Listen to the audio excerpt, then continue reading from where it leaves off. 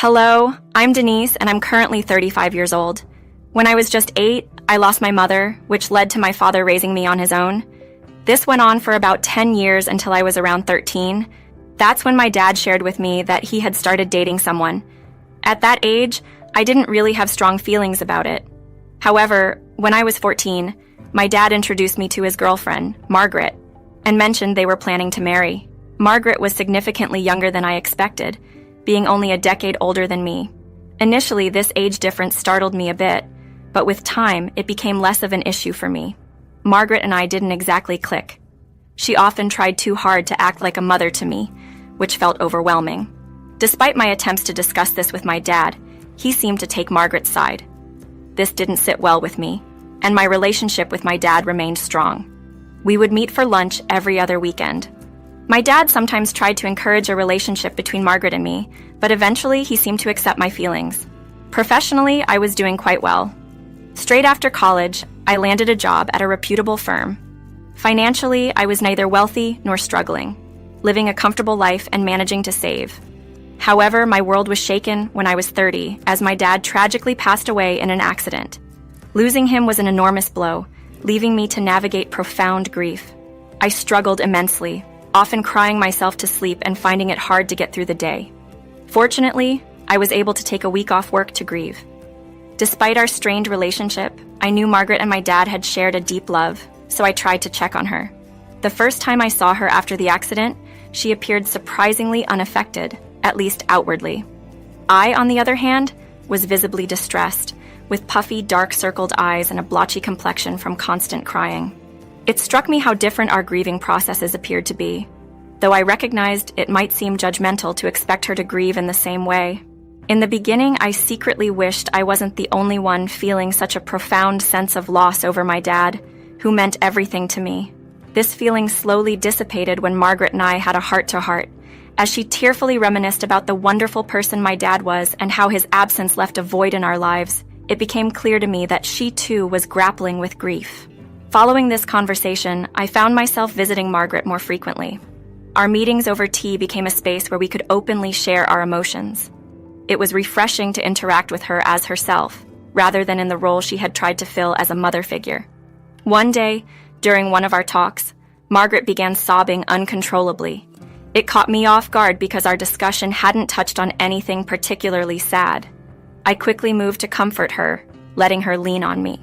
Once she had settled a little, I gently inquired about what had upset her so much. Through her tears, she explained that she had received a worrying letter from the bank.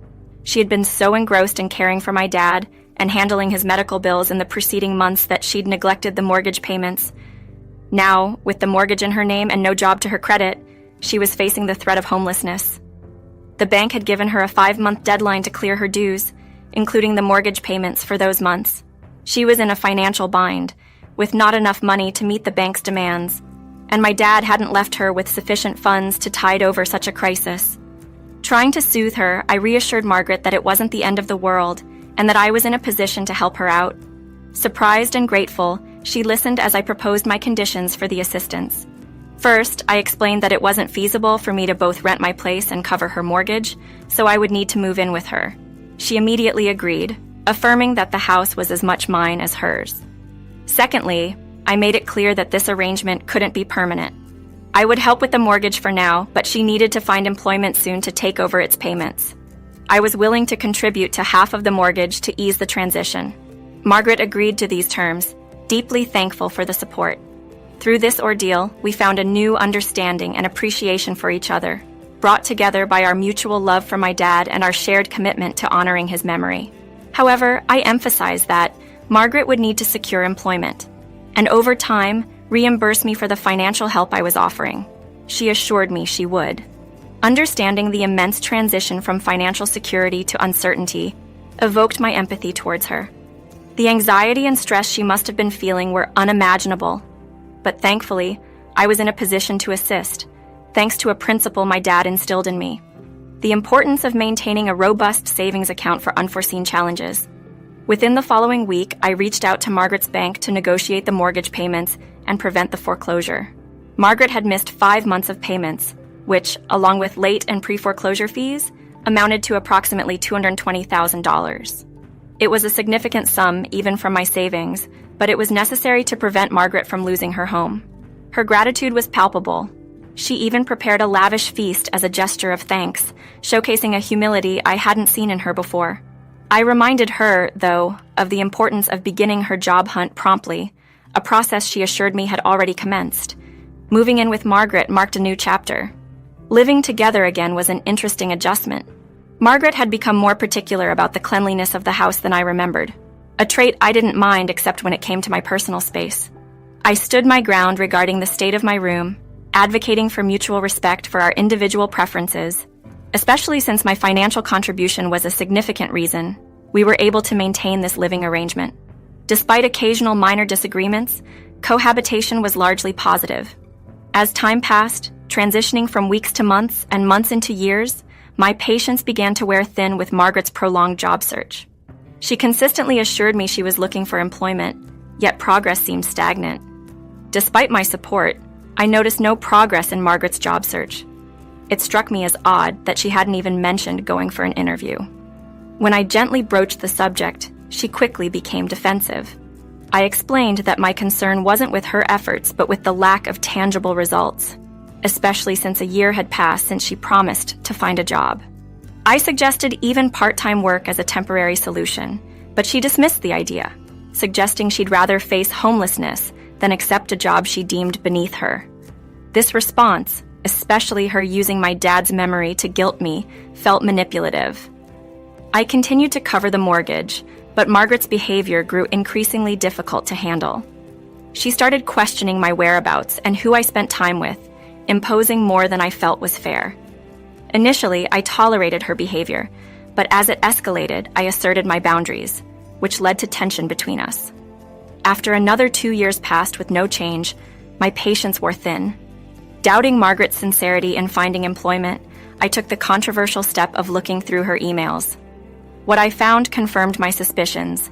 She had applied to only 2 jobs in the 3 years since I started helping with the mortgage. I felt betrayed by her deceit, especially after I had gone to great lengths to support her, confronting Margaret about my discovery. And the decision to stop financial assistance led to a heated argument. She reacted poorly, failing to understand the gravity of her actions and my frustration. This moment was a turning point, forcing me to reassess our living situation and the sustainability of our current arrangement. For 3 years, I extended every possible support to Margaret, offering guidance and patience as she navigated her challenges. However, her reluctance to accept advice or actively seek employment led me to confront her about her apparent lack of effort. When I asked her to prove her job search efforts, she accused me of invading her privacy. Despite this, I expressed how our relationship had grown and my gratitude for the opportunity to help her, but I also emphasized my need to focus on my own future goals, which did not include indefinitely paying for a home that was never in my plans. Margaret's distress was palpable, and though it affected me, I needed space to process my frustration. During this time, I considered how I could assist Margaret in a way that would also allow me to move forward. After some research, I suggested she consider filing for bankruptcy as a way to manage her mortgage payments and potentially relieve her financial burden for up to 6 years. Initially hesitant, Margaret eventually opened up to the idea, and I committed to helping her with the process. It took weeks, but we successfully navigated the paperwork, and Margaret was granted a reprieve from her mortgage payments. With this newfound relief, I urged Margaret to focus on rebuilding her life. Her response, though cold, indicated she believed she could manage on her own.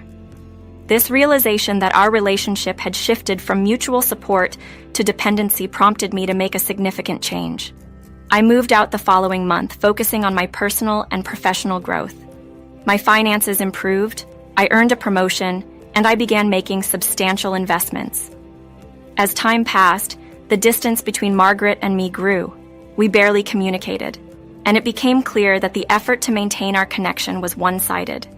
This chapter of my life, while challenging, taught me the importance of setting boundaries and prioritizing my well-being, alongside my willingness to help others. Despite everything, I made an effort to check in on Margaret from time to time because she was important to my dad, and he loved her deeply. Whenever I inquired about her well-being Or if she had found work, she responded dismissively, telling me it was none of my business. Her coldness stung, but over time, I learned to let it slide, focusing instead on the positive trajectory of my own life.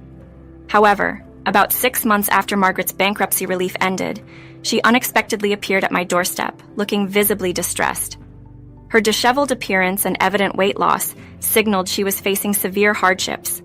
Despite anticipating a request for help and mentally preparing to refuse, I couldn't ignore her plight and invited her in to talk. Margaret confessed to spiraling into deep loneliness and depression after I moved out, expressing regret for pushing me away during her moments of anger. She explained her anger was directed not only towards herself and the loneliness she felt, but also towards my dad for leaving her in such a state, and the frustration of her ongoing struggles, including a 5-year-long unsuccessful job hunt. Hearing Margaret's admission of her severe depression and financial desperation, including the dwindling of the funds my dad left her and her family's lack of support, left me in a difficult position. Though I had firmly decided against further financial assistance, the sight of someone so close to the edge of despair, someone my dad had cared for, made it challenging to maintain that resolve. I understood all too well how debilitating depression could be, and found myself torn between my determination to uphold my boundaries and the empathy I felt for a person in the throes of such a profound struggle. My empathy quickly turned into action, as I assured Margaret I would extend my help once more. Her tears and heartfelt thanks warmed me, reinforcing my belief in supporting those in need. The following week found me back at the bank, navigating the complexities of Margaret's mortgage, which had been neglected for 6 months. I couldn't help but wonder why she hadn't considered adjusting her mortgage to more manageable payments. However, considering her overwhelmed state, I chalked it up to her inability to deal with the situation. Upon reviewing her mortgage details, I discovered she was $92,000 short of fully settling her debt, including late fees. My financial situation has improved significantly over the past 6 years, allowing me the capability to cover this amount. When I proposed directly paying off her mortgage, with the understanding she would repay me over time, Margaret was moved to tears. She eagerly agreed, promising repayment. I planned to formalize this agreement in writing, but somehow Margaret persuaded me to prioritize settling her debt before drafting any contract. After paying off her loan, I visited her home, only to be greeted by a scene that unsettled me deeply. An unknown car was in the driveway, and inside, the sound of Margaret's laughter intertwined with a man's voice filled the air.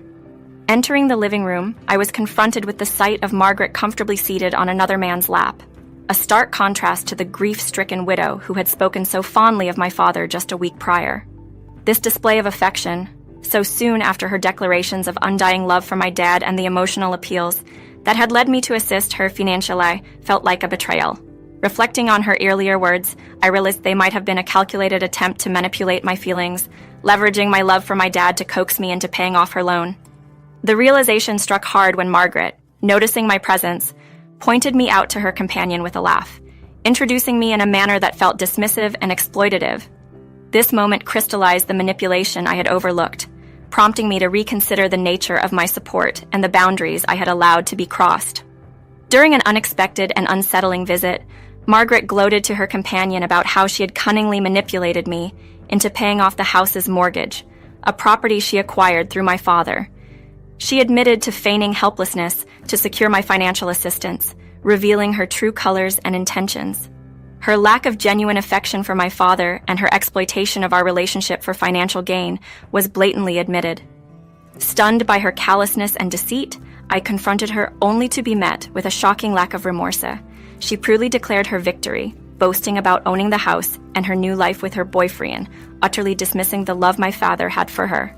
Feeling betrayed and hurt, I left her house in tears, determined not to let her triumph in her deceit. Fortunately, I had a moment of providence. The bank had a policy of holding large transactions for a day, allowing me the chance to cancel the transfer upon realizing Margaret's deceit. I promptly canceled the payment, cutting off all contact with her, ensuring she could not reach me again. As days turned into weeks, Margaret remained oblivious to the canceled transaction, living under the false assumption that she had secured the house. Meanwhile, I moved on, both physically and emotionally, taking solace in the knowledge that her treachery would soon come to light. True to expectations, the mortgage payment was never completed, leading to the foreclosure of the house. Word of her situation spread among mutual friends, revealing her true nature to all and isolating her further as her boyfriend left, and she found herself without support, income, or a roof over her head. This painful experience taught me the harsh reality of human nature and the importance of guarding my emotions against manipulation. I learned the hard lesson that not everyone deserves my trust or my help, especially those who see kindness as a weakness to be exploited. In spite of the turmoil, I found strength in my ability to protect my father's legacy and stand up for myself. This ordeal, while bitter, has not embittered me. Instead, it has empowered me to live a life that honors my father's memory, free from the shadows of the past.